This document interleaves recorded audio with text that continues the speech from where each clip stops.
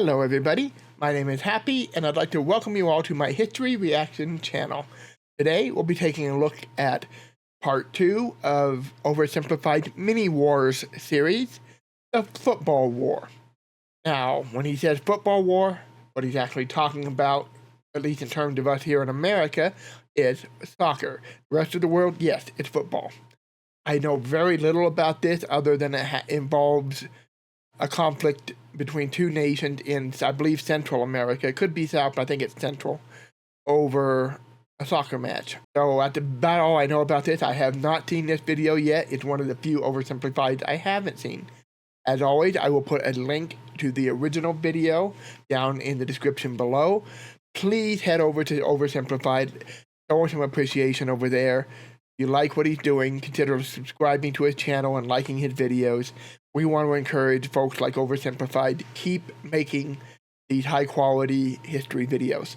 All right, with that said, let's just see what this is about. Quick, you have 2 seconds to name these two countries. Okay, Honduras and El Salvador. You're wrong, unless you got it right. Then good job. They are, of course, Honduras and El Salvador. One thing... That one was kind of tricky for me. See, I know the football war involved the Honduras, but I know El Salvador on the map because it's that little one that's always in that little corner. So I would probably not have recognized Honduras if I didn't know Honduras was part of this discussion. But I couldn't remember that El Salvador was the other one, but I recognized it on the map.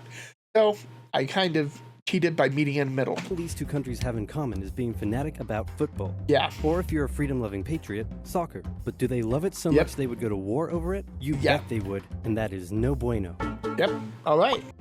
If you look at these two countries, you might notice one major difference, and that is that this one is a lot bigger than this one. Yes, However, it is. This one had a larger population than this one, made up mostly of farmers, and there wasn't enough land for them to live and work on. So they started moving from El Salvador to Honduras in search of land, and by the 1960s, a huge number of illegal immigrants had crossed over the border from El Salvador.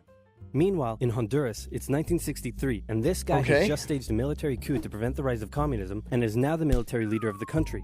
He immediately began harassing the peasants' unions and other left-wing groups, but he's a little insecure about the legitimacy of his leadership. So he holds an election and wins, but then the opposing party says, hey man, that election was clearly corrupt and fraudulent, and also you've been bribed by the rich American banana companies who are... Yeah, rich American banana companies. So let's talk about that real quick. Because when you bring in rich American banana companies, you're talking about the banana republics, which were in this region, Honduras and El Salvador.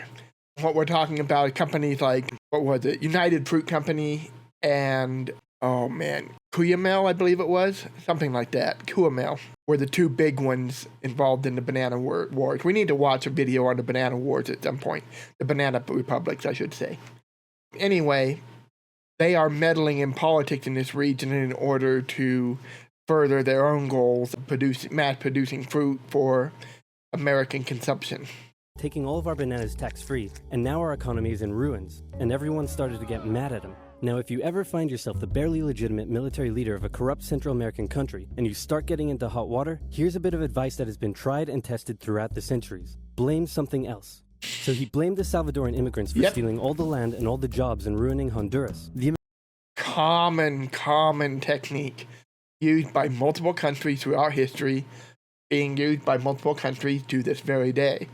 You've always got to find somebody to blame when things aren't going well. And in some cases, smaller ethnic groups, for example, the Jews in Europe is a common scapegoat, but also illegal immigrants. Anybody that you can blame on for your problems. And it's, Immigrants found themselves under attack by the hostile locals. Egged on by the rich American banana companies who wanted all the bananas to themselves, the Honduran government began evicting Salvadoran immigrants who had been living on the land for generations and started sending them back to El Salvador. The Salvadoran elite were furious and protested, citing moral reasons, but in reality, they were just getting a little too crowded. The tensions were about as high as they could be, but then... It's the 1970 World Cup qualifiers, and both countries finished top of their qualifying tables, so it was now time for them to play against each other in a series of matches. The first match took place in Honduras. The night before the game, Hondurans gathered outside the Salvadoran team's hotel, making noise and taunting them. The next day, Honduras defeated the exhausted Salvadorans with a late 90th minute goal. After the match, a young Salvadoran fan, unable to bear her country's defeat, shot herself. Jeez. Disturbingly, the Salvadoran government glorified the incident and made her into a national hero, and at the next game, fans brought pictures of her to the stadium. Emotions were running high as the next match took place in El Salvador. I'm sorry, but killing yourself over sports? Seriously? And this time, the tables were turned. The Hondurans had to endure a sleepless night in their hotel, and the next day, before the match started, instead of the Honduran flag, the Salvadorans raised a dirty rag. So great job at reducing tensions. El Salvador won decisively over the exhausted Hondurans, while spectators battled in the stands. Team Honduras fled home in a bulletproof bus with rocks being thrown at them. I mean, I've seen sporting events. I've seen people get way out of control, but this is next level out of control. Reportedly told his players that they were lucky they lost. In response to the defeat, Hondurans began terrorizing the Salvadoran settlers even more, in some cases reportedly throwing them off their land and burning down their homes, and the immigrants began fleeing back to El Salvador. The final game in Mexico would decide who went to the World Cup. It was close, but El Salvador came out victorious, knocking Honduras out of the tournament. The atmosphere was riotous, literally, and back in Honduras, attacks on the Salvadoran immigrants further increased. This was too much for El Salvador to bear. With its people under attack and an unmanageable refugee crisis on its hands, El Salvador severed all diplomatic ties with Honduras and declared war. The football war is also known as the 100 Hours War, because that's how long it lasted, making it one of the shortest wars in history. El Salvador started by carrying out air raids on strategic locations within Honduras, including Toncontin International Airport, which prevented the Honduran Air Force from getting into the sky. Good move. Then, with their superior army, they began an invasion along two major roads, complete with light tanks and infantry. Their advance was rapid, and they were quickly approaching the Honduran capital. Then the Organization of American States met in a bit of a panic and unanimously agreed that war between El Salvador and Honduras was a bad thing and probably shouldn't continue.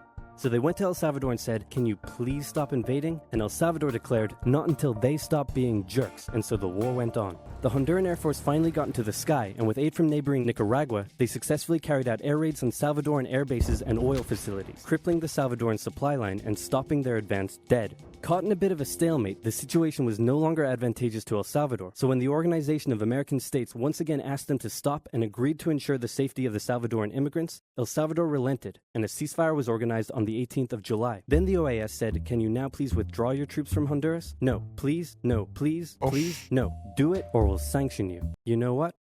Just for you, I'll do it. So El Salvador pulled its troops out of Honduras on the 2nd of August, and with casualties in the thousands, the war was over.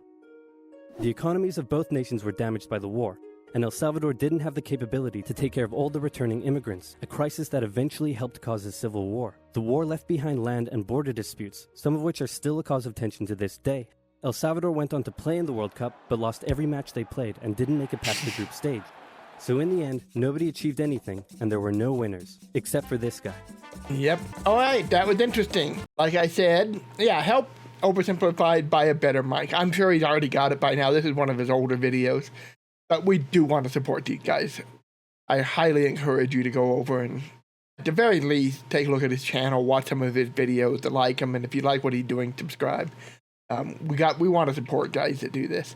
Okay, with that said, I learned a lot. I did not know much about this beyond the broadest of the broad strokes, so it's amazing what we'll fight over. And it's amazing how crazy people will get over sports. I mean, seriously, people. Calm down. Anyway, yeah, thank you for joining me. I hope to see you guys next time. Until then, bye-bye for now.